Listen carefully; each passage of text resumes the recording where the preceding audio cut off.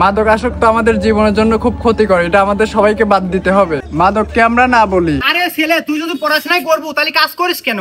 আরে কন্ট্রাক্টর সাহেব, আমি যদি কাজ না করি তাহলে পড়াশোনার খরচ চালাবো কিভাবে?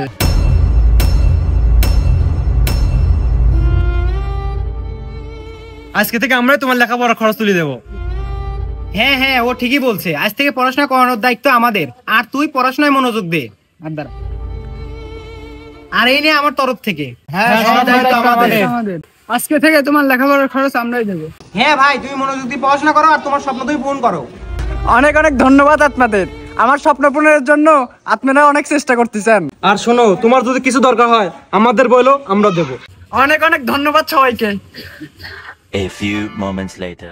এবারকার দেশের প্রধানমন্ত্রী হতে যাচ্ছে পরিমণি, সেপুদা হচ্ছে রাষ্ট্রপতি। এ মাস্টার, বোতলগুলি ফেলা দিয়া।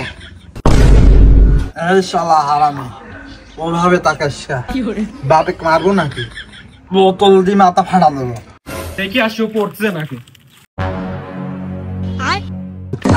মদ। শালা তুমি এই পড়াই পড়তে চাও, দেখতেছি। रुको जरा सबर करो।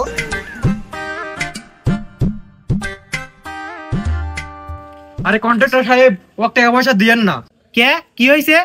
টাকা দিয়ে স্বপ্ন পূরণ করে না, নিজের শখ পূরণ করে। গাঁজা খায়, মদ খায়, জুয়া খেলে, আবার ওই টাকা দিয়ে মাগিবাজও করে।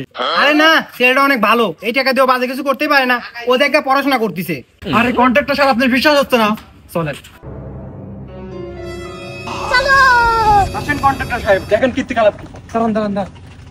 তুমি আমার পড়াশোনার জন্য 1 টাকা দাও না, সব টাকা ওই কন্ট্রাক্টর দেয়, আর তুমি ওই টাকা নিয়ে মদ খাও। হ্যাঁ, তুমি কি চাও না আমার স্বপ্নগুলো পূরণ হোক? তুমি বাপ নামে একটা কলঙ্ক। দেখছিস ওই ছেলেটা কত ভালো, ওর স্বপ্ন পূরণের চেষ্টা করে যাচ্ছে, আর তুই শুধু খামাকে ওর নামে দোষ দিচ্ছ।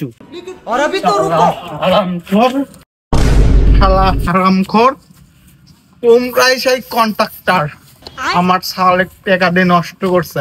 কি তোর ছেলেকে আমরা নষ্ট করতেছি? আরে নেশা কর, তুই তো ব্যর্থ রে। তোর ছেলের তুই লেখাপড়া খরচ চালাই পারিসনি। কি আমার সাল লেখাপড়া করে? আমি কোনোদিনও দেখিনি লেখাপড়া করা। আসো তোমার দেখাই।